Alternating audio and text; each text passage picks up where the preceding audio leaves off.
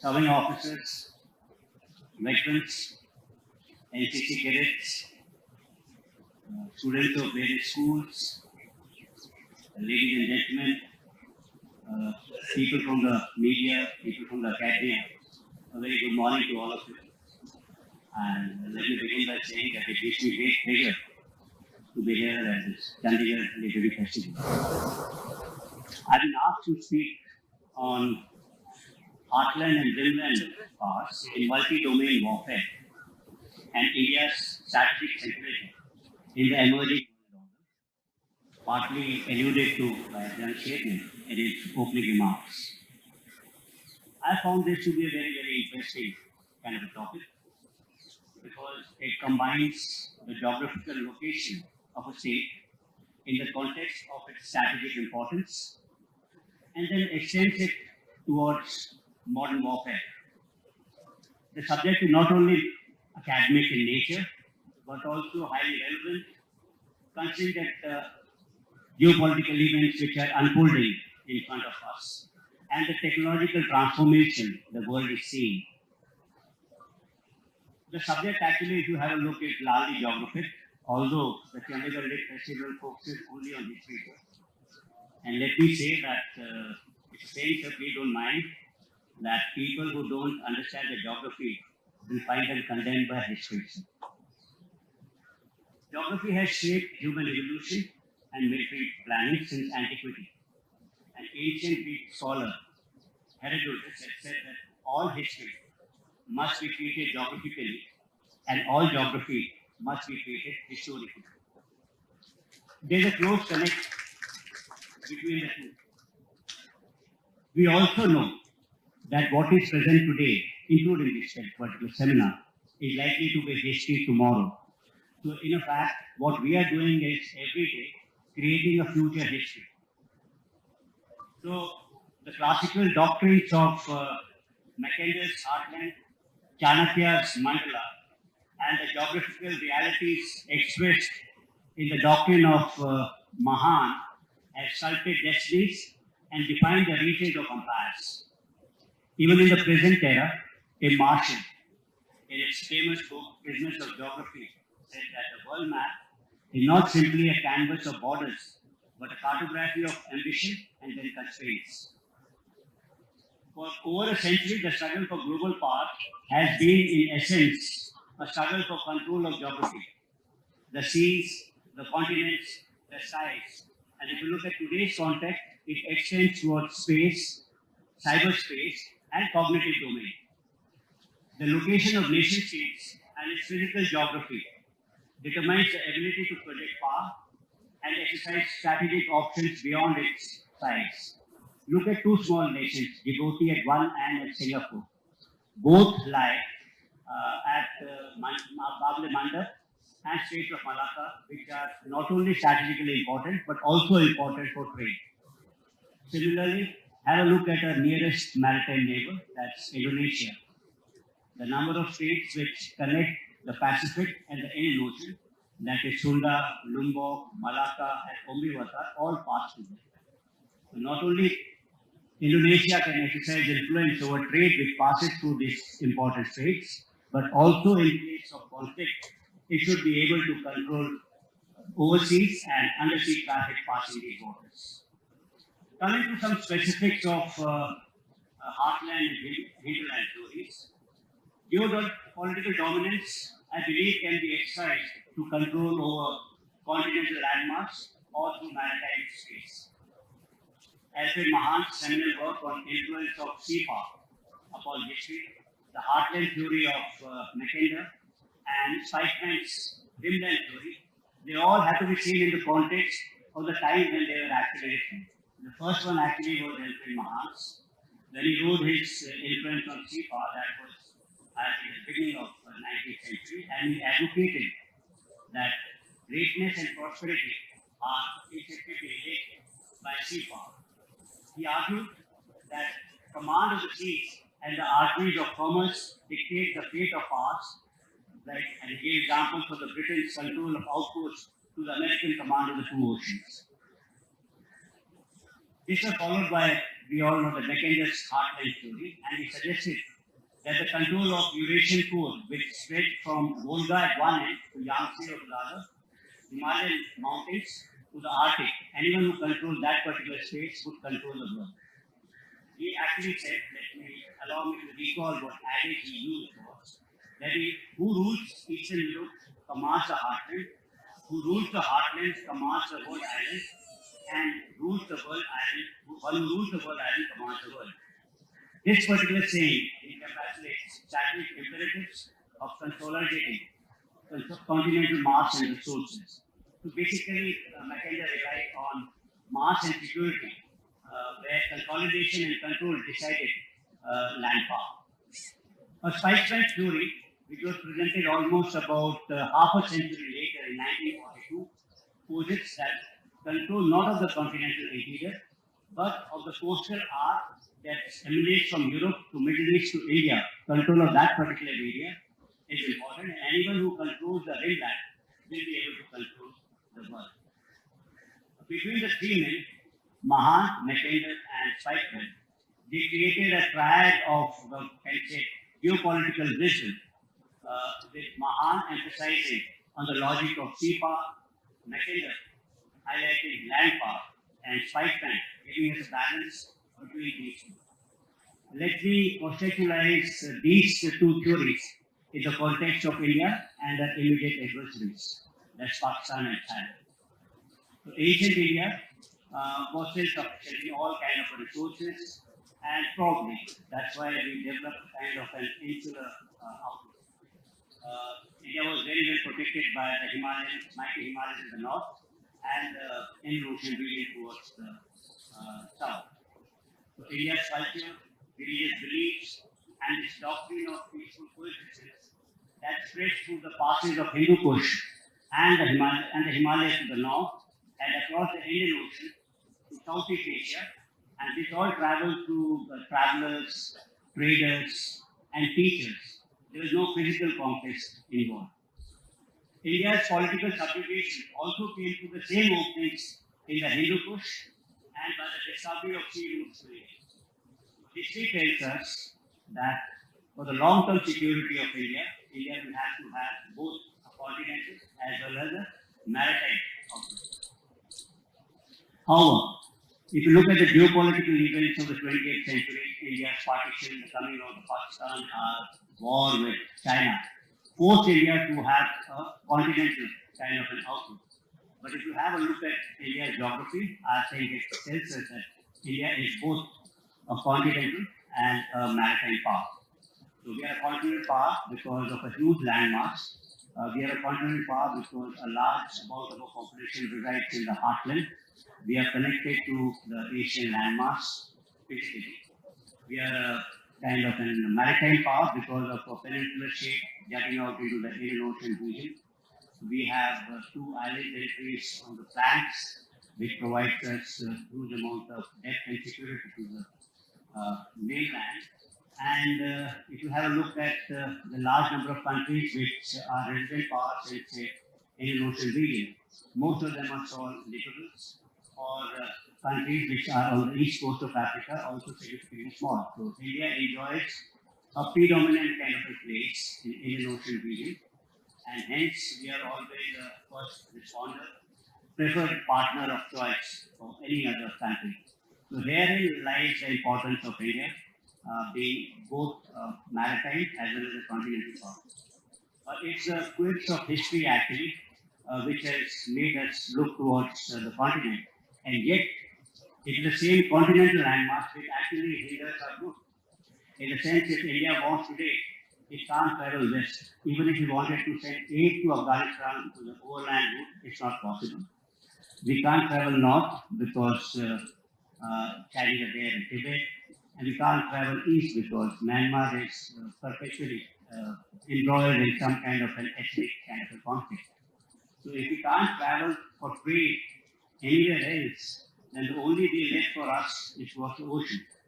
So if you have a look, India actually is like an island nation. So we only can look towards the seas, and I think the long-term future, the destiny of India will lie in the seas. and not on the continental landmass. Let's have a look at what does China's geography say to us. China, again, like India, presents a geography which is both continental and maritime in nature, and it's got huge continental depth and access via Pacific to the east and south China Sea. So it's, in fact, because of the geographical distribution of population actually Chinese, unlike India, that's largely on the coastal region. So China could be called as a mainland power and a continental power. So, and as I talked about their human geography, which is largely concentrated towards the coastal areas, the coastal areas are also far more prosperous. They are known as the golden coast compared to the hinterland. However, if you look at historically, China has always looked for trade through the land route and not through the sea, except on one occasion where Admiral Zhang actually traveled to the Indian Ocean region. Another case in point is the fabled Silk Route. If you have a look, that was again from the Tang Dynasty. Actually, they looked at the overland routes to trade through Central Asia and to Eastern Europe. China's coastal development is vulnerable if you have a look geographically because it is ringed by countries like Russia, Japan, Philippines, and Taiwan. And this kind of constraints its maritime ambition. The articulation of 9-dash line or the 11-dash line in South China Sea and the militarization of artificial islands are a response to these vulnerabilities. It is a sort of China to overcome these constraints of geography and establish maritime dominance. In fact, China really focuses on development of navy. It also is an indicator that this is a geographical challenge which they particularly face. And hence, China is always looking at rearwards. The BRI initiative to land route development of rail, pipelines, etc. to Central Asia towards Eastern Europe. And this is where it always looks. So historically, there's a precedence towards that. And if you look at the geographies of both the countries, how there is striking similarity in the sense when they said that we can look at the Indian Ocean region and there's really no competition amongst us. Similarly, for the continental part, the moment Xinjiang and beyond, there is no competition as far as Chinese are concerned. So naturally, the progression will be towards the continental approach. I wanted to talk about Pakistan, but I think that will take quite a bit of time. I wanted to explain the geographical implications. Its layout is such that it lacks satellite size up to it, and being very small in size and really do not have any kind of maritime role as far as the geography is concerned. So they have a restricted role and it always had to live in alliances for its very survival and future. And that's what we see actually happen in the past and it's happening historically, presently also. I also want to talk about the future as far as the control of oceans is concerned, and that's control over two oceans. That's a theory which I've heard, I thought I'll share with you. That it says that to be really a global power, a world power, you need to actually control two oceans. So it was Great Britain, which controlled not only the Atlantic, but also the Indian Ocean region. And they control the Indian Ocean region by having outposts in Eden and in Singapore. That's how they were able to exercise control over what they considered as dualism craft. And if you look at the United States, it's enacted the Two Oceans Navy Act in 1940 and built a fleet to control not only the Atlantic but also the Pacific. Chinese, as I said, they're constrained by their maritime geography and they really have to break out of those islands which surround them. That's a problem. And I think the natural choice would be to have control over the Pacific, but more towards the Indian Ocean region. And the activities, what we see in South China Sea, are a precursor to that particular aspiration of theirs. So, having deduced the geopolitical imperatives for India and its adversary neighbors, let us now example the importance of geography as it exists today in the current context. I think that the rapid march of technology suddenly puts the importance of geography. Some technologies are actually making geography kind of irrelevant. So one is, and especially in context of war and warfare, and that's the kind of subject which I've been told to speak. So to have the application of force by air, the long-range bombers, aircrafts, your missiles, long-range vectors, they all make geography relevant. You can target things at a vast distance, precision kind of strikes. Similarly, if you look at space, warfare is extended towards space, that again kind of makes geography, which is so important for past, in the history of mankind, it was so important in about a couple of years back, that again stands irrelevant because from space, that provides a total amount of transparency. Similarly, cyber and data warfare, it operates in a kind of borderless, interconnected digital domain where distances, terrain, and boundaries are of no consequence at all. Attacks can originate anywhere in the world to target any kind of a command system. So again, cyber is another domain which has got the geography is not affected. The geography does not affect it at all.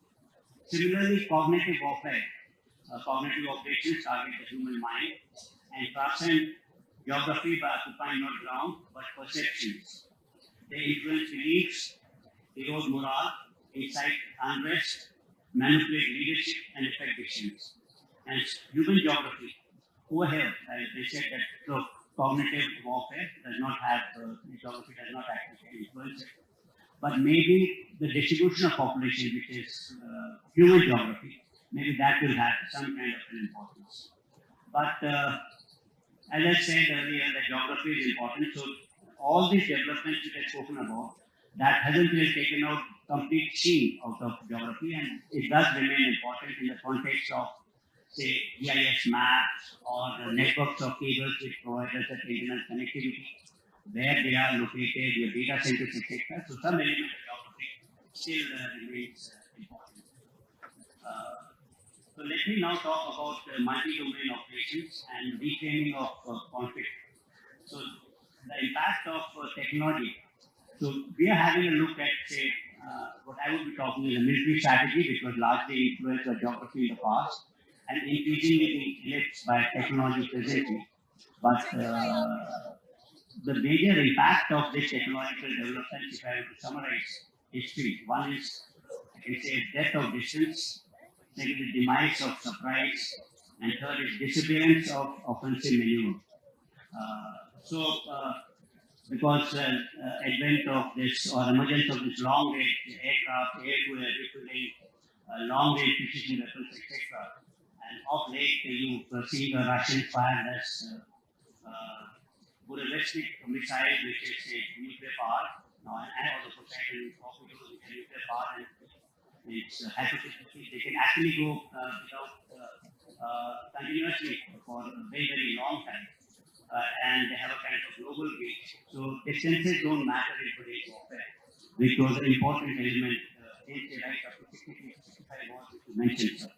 Similarly, surprise is no longer an element because you can see everything. So which was an important battle winning factor. Today, probably deception may be more important than surprise. So whatever is visible, if you can deceive that, that becomes important. And third thing is disappearance of this offensive maneuver, because today anything that moves is visible, it can be tracked. If it is tracked, you can actually hit that.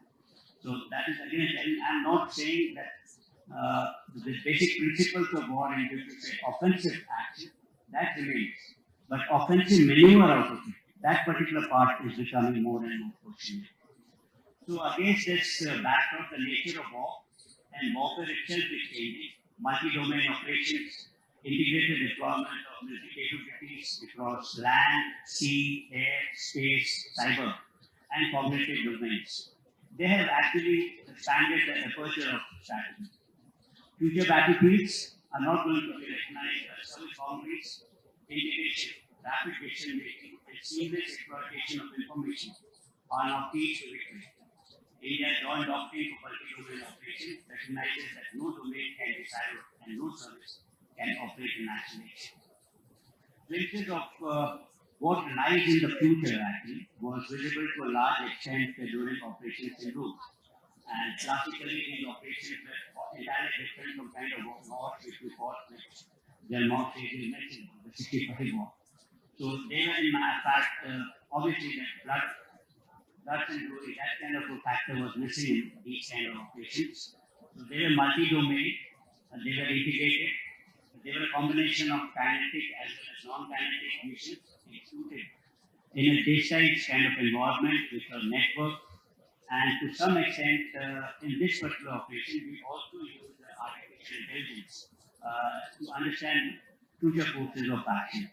So this particular war, this 4-day war, was entirely different kind of war what we will fought earlier, and it has set new benchmarks for conduct of war in future. India's operational success was predicated upon also indigenous technologies, integrate networks of diverse platforms. We have a plethora of platforms, so indigenous as well as foreign countries are able to integrate all of them together. We've seen how geography influences, strategy and how it's becoming relevant. And now technology is probably taking a front seat and geography taking a back seat in understanding of strategy. We've seen how multi-domain operations are slightly different from all kind of operations that we have fought in the past. Now let's take this whole context in what's happening geopolitically and where does India stand. So, as far as the world has transitioned from bipolarity to unipolarity and now towards multipolar structures, global alliances, once designed for ideological contest and containment, are now fluid, shaped by shifting priorities and immediate interests. Again, I would like to quote Tim Marshall, who says that geography doesn't argue, it simply exists. Asserts, reminding us that geography remains a living driver even as technology and shifting alliances change its deterministic kind of hold. So in this context, let's have a look at some geographical realities that face us. First is Indian Ocean region. I think that has emerged the world's primary maritime highway. The connectivity linking the largest manufacturing hub of East and Southeast Asia with the biggest energy producers of the Middle East and the fastest growing consumer markets of South Asia and the markets of the future, that's Africa. So I think Indian Ocean centrality as compared to the Pacific and Atlantic is going to remain. And whatever we see, currently 80% of global maritime oil trade and nearly 1/3 of seaborne merchandise passes through this ocean, and this is likely to continue. Beyond trade and energy, the region underpins the world's digital and financial connectivity, boasting the darkest web of seabed-based communication cables linking Europe, Africa, and Asia. So that again defines the centrality of Indian Ocean region as compared to Pacific and Atlantic Ocean. So the importance of Indian Ocean is also well understood by bipolar parts like America and US. No wonder Americans from a Pacific command came over to Indo-Pacific command, and China has also invested heavily in creating new infrastructure in countries like Pakistan and established a network of strong bases and economic ties with countries in the region. And so geographically, I think the future says that Indian Ocean is going to remain very, very important. And as I said earlier, India geographically requires a central position in this particular case. If you look at global geopolitics, India's geopolitical realities are defined by geography, demography, and the strategic environment that surrounds us. It combines opportunities and constraints in equal measures. And some of the important things, if I were to summarize that, India is politically and socially quite stable. It's a vibrant democracy. It has a large population base, and hence it's one of the largest consumer markets. It has a very strong and credible military. And in the ongoing global geopolitical competition, in my view, India is the ultimate swing state, if you will say. The global balance of power can shift should it choose to align with the existing or emerging centers of power. So that I think is the importance of India geopolitically. Hence, the geographic centrality of India lies here. India stands at the crossroad of this contest, here to a geographic legacy of both heartland and hinterland. Geopolitics, as I said earlier, makes us also the ultimate swing state. And India, as I said earlier, geographically, peninsular shape and centrality in the Indian Ocean region, it will be unmatched. India will also be a kind of an stabilizing force which can protect trade, better ocean, and balance rival paths in the ocean. So I believe that India must pursue a wholehearted national strategy which balances both continental security and its maritime ambitions.